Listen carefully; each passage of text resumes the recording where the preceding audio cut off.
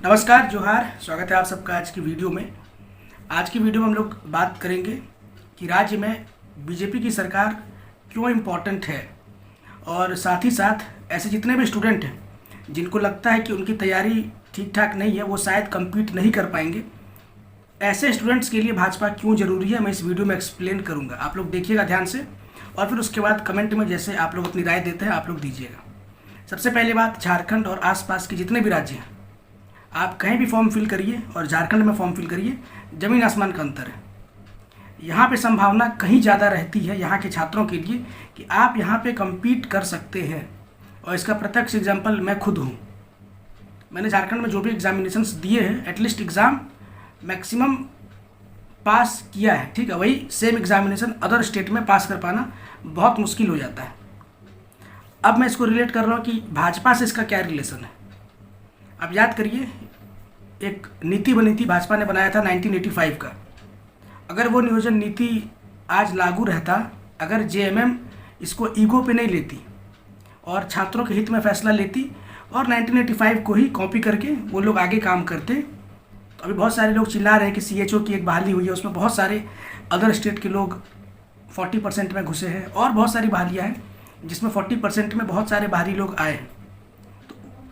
कहीं ना कहीं बैरियर का काम करता 1985। लेकिन जेएमएम ने क्या किया, उनके लिए ईगो ज़्यादा इंपॉर्टेंट था, उनके लिए झारखंड के छात्र इंपॉर्टेंट बिल्कुल भी नहीं थे।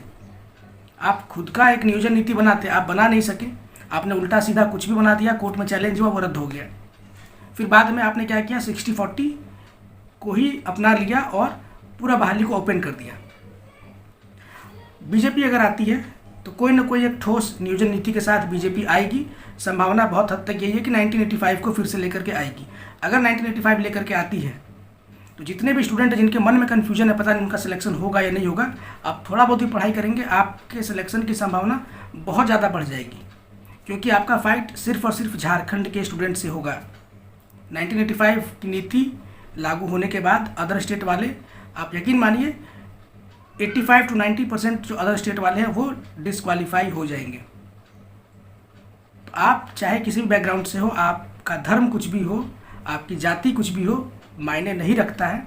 अगर आप चाह रहे हैं कि आने वाला 5 साल के अंदर आप कोई एक सरकारी नौकरी ले करके आप सेटल हो जाएं और अपने परिवार का आप ढंग से पालन पोषण कर सकें, उसके लिए बहुत इंपॉर्टेंट है किसी तरीके से बीजेपी को जिताया जाए। मैं इस वीडियो के थ्रू आपको बिल्कुल आश्वस्त कर रहा हूँ, मुझे पूरा भरोसा है कि ये लोग नियोजन नीति डेफिनेटली एक ठोस लेकर के आएंगे और एक बैरियर लगाने का काम करेंगे।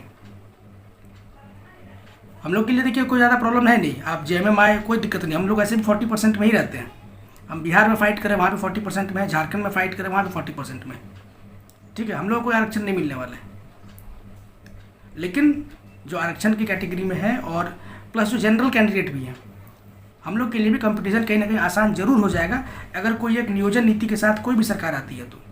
5 साल हम लोगों ने समय दे दिया जेएमएम को, और जेएमएम क्या बहाना बनाती है कि हमें भाजपा काम करने नहीं दे रही है। ये बहुत बार इनके नेताओं ने बोला है। तो अगर आपको इन 5 साल में भाजपा ने काम करने नहीं दिया है तो जाहिर सी बात है अगले 5 साल भी आपको काम करने के लिए वो नहीं देंगे। ये सिंपल सी बात है। तो फिर आपको हम लोग क्यों चुने जब आप काम ही नहीं कर पाएंगे तो बहुत सारे पॉइंट हैं सोच विचार करने के लिए। आप लोग सोच विचार करिए और उसके बाद डिसीजन लीजिए। पर्सनल ग्रज जो होता है और बिना किसी सेल्फिश इंटेंशन के आप लोग वोटिंग करिए, क्योंकि मैं बहुत सारे लोगों को देख रहा हूँ जो विरोध कर रहे हैं और उनके पास कोई तर्क नहीं है। जब फैक्ट्स पे बात करते हैं, कुछ फैक्ट्स बताइए कि आप बीजेपी का विरोध क्यों कर रहे हैं, तो उनके पास कोई पॉइंट नहीं है, वो फिर कुतर्क करते हैं। और करिए, 5 साल मौका दीजिए। अगर शुरुआत की, मैंने पिछली वीडियो में बोला था कि 1 से 2 महीने 2.5 महीने के अंदर ही सारी चीज़ें क्लियर हो जाएंगी कि भाजपा का क्या एटीट्यूड है, वो कैसे काम कर रही है। अगर कहीं भी ये लोग कोताही बरतेंगे तो फिर हम लोग घेरेंगे, हर तरफ से इनको घेरेंगे और उग्र आंदोलन होगा सड़कों पर भाजपा के विरोध में। अगर ये नियोजन नीति नहीं बनाते हैं, अगर ये वैकेंसी नहीं देते हैं तो उसमें छात्र और ज़्यादा उग्र होंगे, हम लोग भी उसमें और आगे आगे लीड करेंगे। लेकिन एटलीस्ट मौका देना चाहिए। और अगर आप संतुष्ट नहीं है, आपको लग रहा है कि नहीं जेएमएम भी हर तरीके से ठीक है, तो फिर देख लीजिए आगे क्या करना है। फिर नौकरियां भूल जाइए, ठीक है, नौकरी, सरकारी नौकरी भूल जाइए। ये दे नहीं पाएंगे, भाजपा इनको देने भी नहीं देगी। बाकी आप लोग होशियार हैं। एक नियोजन नीति बन जाता है अगर इस राज्य के लिए, तो यकीन मानिए कंपटीशन बहुत ज़्यादा कम हो जाएगा, बहुत ज़्यादा कम हो जाएगा। और बहुत आसानी से आप लोग एग्ज़ाम को क्रैक कर पाएंगे। तो हर एक एंगल से सोचना है और छात्र होने के नाते आप में से मैक्सिमम लोगों को सोच करके अपना वोट डालना है। ये नोटा और इधर उधर की बात करने वाले ये सब कहीं ना कहीं IT सेल वाले हैं, ये कहीं ना कहीं JMM के कार्यकर्ता हैं और कहीं ना कहीं बस दिग्भ्रमित करने का काम कर रहे हैं। किसी के बहकावे में नहीं आना है, सिर्फ और सिर्फ अपने लिए और अपने आप को सरकारी तंत्र में फिट करने के लिए इस बार वोटिंग करिएगा। मैं लगातार इसको लेकर के वीडियोस बनाऊंगा, ठीक है। जहाँ तक हो सके इस पर बात करूँगा, आप लोग भी शेयर करिए वीडियो को, जहाँ तक हो सके अपने स्तर पर भी आप लोग इस मैसेज को फैलाइए कि बीजेपी नियोजन नीति भी लेकर के आने वाली है, ठीक है। इससे झारखंडियों को बहुत ज़्यादा फ़ायदा होने वाला है। तो इस तरह की बातों को सर्कुलेट कराया जाए और जो भी छात्र नेता हैं या जो भी लोग आंदोलन को लीड कर रहे हैं, हिमंता बिस्वा शर्मा से आप लोग मिले, मोदी जी से भी मिले, तो बोलिए लोग इलेक्शन मैनिफेस्टो में भी इन सारे पॉइंट्स को डालेंगे और कहीं ना कहीं ये लोग डालेंगे भी कि झारखंड के लिए एक सशक्त नियोजन नीति ये लोग लेकर के आएंगे, जिससे झारखंडियों कम से कम 10-15 साल के लिए मौका ज़रूर मिले, ठीक है।